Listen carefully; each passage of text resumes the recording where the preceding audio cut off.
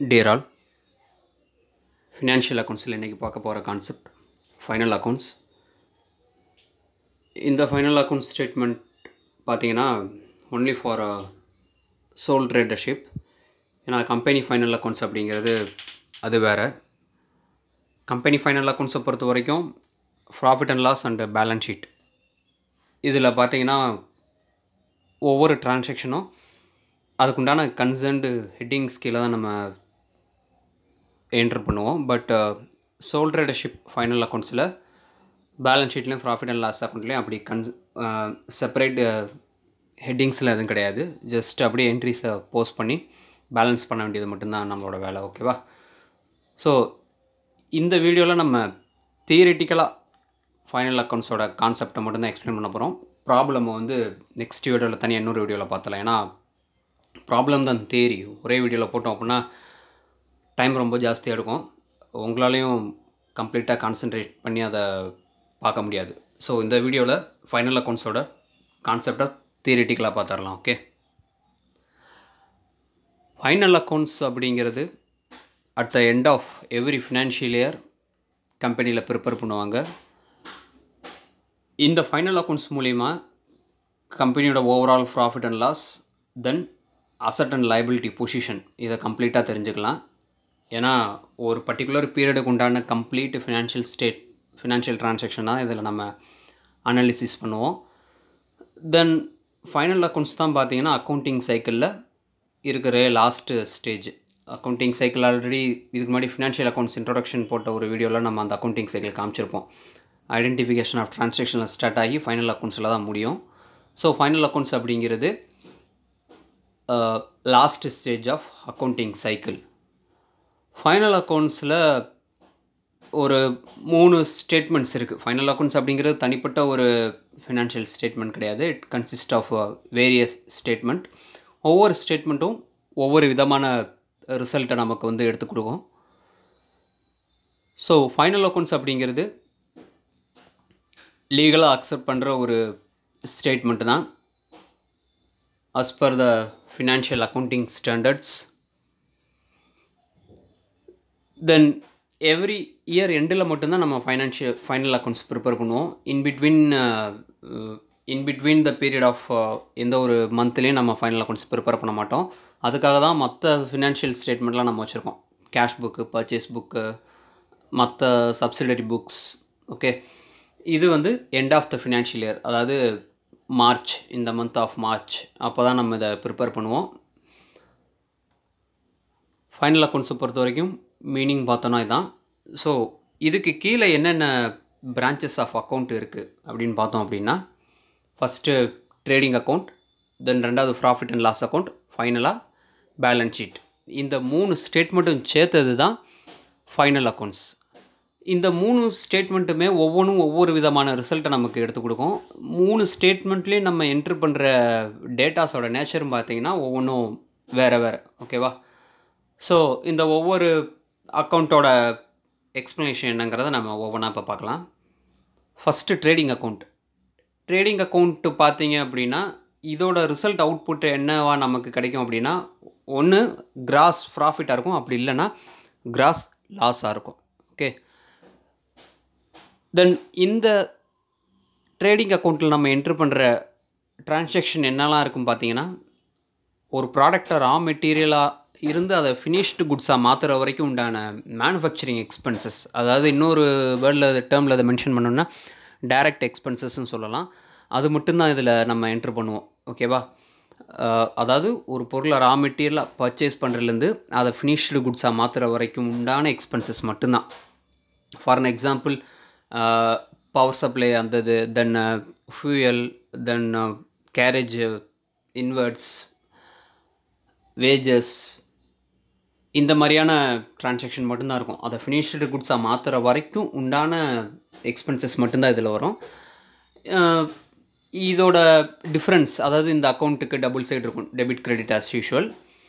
So இந்த account prepare பண்ணுறது மூலமாக நம்ம கிராஸ் லாஸாக கிராஸ் ப்ராஃபிட்டான்னு எடுத்துக்கலாம். ஓகேவா? ஸோ இதில் கிராஸ் ப்ராஃபிட்டு நமக்கு ரிசல்ட் வந்தாலுமே அந்த ப்ராஃபிட் அப்படியே அப்சல்யூட் ப்ராஃபிட்னு நம்ம எடுக்க முடியாது. ஏன்னா அதுக்கப்புறம் இன்னும் சில அதுக்கு அடுத்த அக்கௌண்ட்டில் நம்ம இன்னும் சில எக்ஸ்பென்சஸ்லாம் அதில் ஆட் பண்ணணும், லெஸ் பண்ணணும். அதுக்கப்புறம் தான் கம்பெனியோட அப்சல்யூட் ப்ராஃபிட் நம்ம கால்குலேட் பண்ண முடியும். ஓகே, ஸோ இந்த ஸ்டேட்மெண்ட்டில் வர்ற கிராஸ் லாஸோ அல்லது கிராஸ் ப்ராஃபிட்டோ அந்த ரிசல்ட்டை நம்ம அதுக்கு அடுத்த ஸ்டேட்மெண்ட் ப்ராஃபிட் அண்ட் லாஸ் அக்கௌண்ட்டுக்கு ட்ரான்ஸ்ஃபர் பண்ணணும். ஏன்னா இதில் வந்த ரிசல்ட் எடுத்து ஃபர்தர் அடுத்த ஸ்டேட்மெண்ட்டில் நம்ம ப்ராசஸ் பண்ணி தான் கம்பெனிக்கு நெட் ப்ராஃபிட்டாக நெட் லாஸாங்கிறத நம்ம கால்குலேட் பண்ண முடியும். கிராஸ் ப்ராஃபிட்டுக்கும் நெட் ப்ராஃபிட்டுக்கும் டிஃப்ரென்ஸ் நிறையா இருக்குது. கிராஸ் ப்ராஃபிட் அப்படிங்கிறது இட்ஸ் அதாவது எந்த ஒரு அட்ஜஸ்ட்மெண்ட்டுமே இல்லாமல் ஏர்னிங்ஸ் பிஃபோர் டேக்ஸ்ன்னு சொல்லலாம் இதெல்லாம். ஓகே, இபிடின்னு சொல்லலாம் இன்னொரு டைமில் சொன்னால். ஏன்னா இதில் டேக்ஸோ இல்லை எந்த ஒரு ப்ரொவிஷன்ஸோ மற்ற ஆப்ரேட்டிங் நான் ஆப்ரேட்டிங் எக்ஸ்பென்சஸ் எதுவுமே நம்ம லெஸ் பண்ணியிருக்க மாட்டோம்.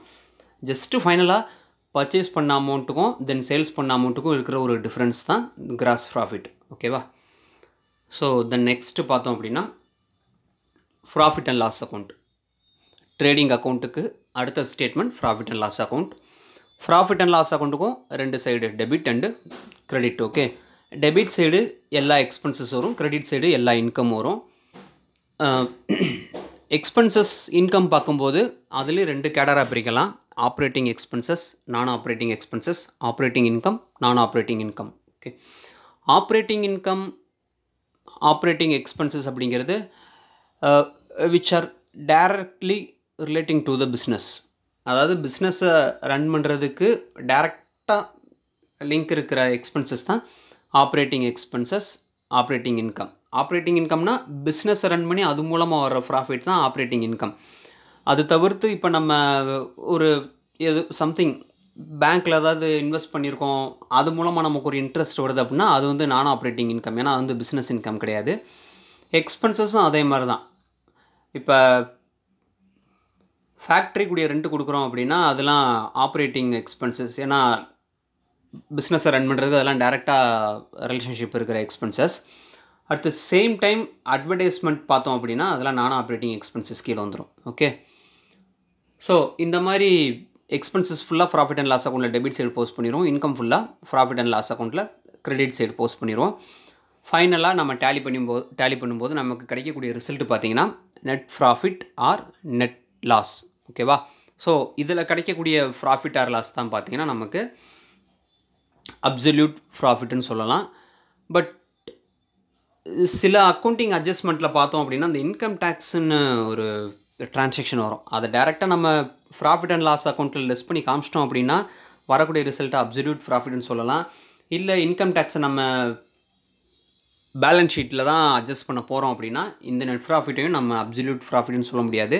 ஏன்னா அதுலேயும் சில அட்ஜஸ்ட்மெண்ட் நமக்கு வரும். ஓகே, ஸோ ஃபைனலாக நம்ம ப்ராஃபிட் அண்ட் லாஸ் அக்கௌண்ட்டில் கிடைக்கிற நமக்கு result net profit or net loss. Okay, so third and final statement பார்த்தோம் அப்படின்னா பேலன்ஸ் ஷீட். பேலன்ஸ் ஷீட்டுக்கு டெபிட் கிரெடிட்னு சொல்ல முடியாது. ஆனால் இதுக்கு ரெண்டு சைடு, ஒன்று லைபிலிட்டி, இன்னொன்று அசட். கம்பெனியோட எல்லா அசட் எடுத்து நம்ம பேலன்ஸ் ஷீட்டோட அசட் சைடு போஸ்ட் பண்ணுவோம். தென் லைபிலிட்டி அண்ட் கேபிட்டல் பார்த்திங்கன்னா பேலன்ஸ் ஷீட்டோட லைபிலிட்டி சைடு வந்துடும். ப்ராஃபிட் அண்ட் லாஸ் அக்கௌண்ட்டில் நம்ம கண்டுபிடிச்ச நெட் ப்ராஃபிட்டோ நெட் லாஸோ லைபிலிட்டி சைடு தான் ட்ரான்ஸ்ஃபர் பண்ணணும். அதை கேபிட்டலோடு அட்ஜஸ்ட் பண்ணி வர்ற வேல்யூவை தான் எடுத்து நம்ம இங்கே போஸ்ட் பண்ணணும். தென் இந்த பேலன்ஸ் ஷீட் ஓவராலாக கம்பெனியோட asset and liability position for particular financial period எவ்வளோ இருக்குது அப்படிங்கிறத அக்யூரேட்டாக எடுத்து காமிச்சிடும். இது தவிர்த்து கம்பெனியில் கேஷ் பேலன்ஸ் எவ்வளோ இருக்குது, தென் கேபிட்டல் அமௌண்ட் என்ன ரேஞ்சில் வச்சுருக்கோம், கிரெடிட்டார்ஸோட வேல்யூ, டெட்டார்ஸோட வேல்யூ, இப்படி ஒவ்வொன்றும் ஓவராலாக எடுத்து காமிச்சிடும். ஸோ பேலன்ஸ் ஷீட்டை பார்க்கும்போது ஒரு ஓவர்வியூ நமக்கே கிடச்சிரும், இந்த கம்பெனி ஃபினான்ஷியலாக சவுண்ட்னஸாக இருக்கா இல்லை வீக்காக இருக்கா அப்படிங்கிறது. தென் பேலன்ஸ் ஷீட் டேலி பண்ணும்போது நம்ம இங்கே ஃபாலோ பண்ணுற ஒரு ஃபார்முலா பார்த்திங்கன்னா பேசிக் அக்கௌண்டிங் ஈக்குவேஷன். அக்கௌண்டிங் ஈக்குவேஷன் பற்றி ஆல்ரெடி ஒரு வீடியோ செப்பரேட்டாக போட்டிருக்கோம். ஸோ அக்கௌண்டிங் ஈக்குவேஷன் அப்படிங்கிறது asset equal to capital plus liability. இதுதான் பேலன்ஸ் ஷீட்டை டேலி பண்ணும்போது நமக்கு இந்த ஃபார்முலா தான் ஃபங்க்ஷன் ஆகும். அதாவது அசட் சைடோட டோட்டல் வேல்யூ வந்து லைபிலிட்டி சைடோட டோட்டல் வேல்யூவுக்கு ஈக்குவலாக இருக்கணும். ஈக்குவலாக டேலி ஆனால் மட்டும்தான் நம்ம ப்ரிப்பேர் பண்ண ஃபைனல் அக்கௌண்ட்ஸ் எரர் இல்லாமல் கரெக்டாக டேலி ஆகிருக்குன்னு அர்த்தம். ஓகேவா?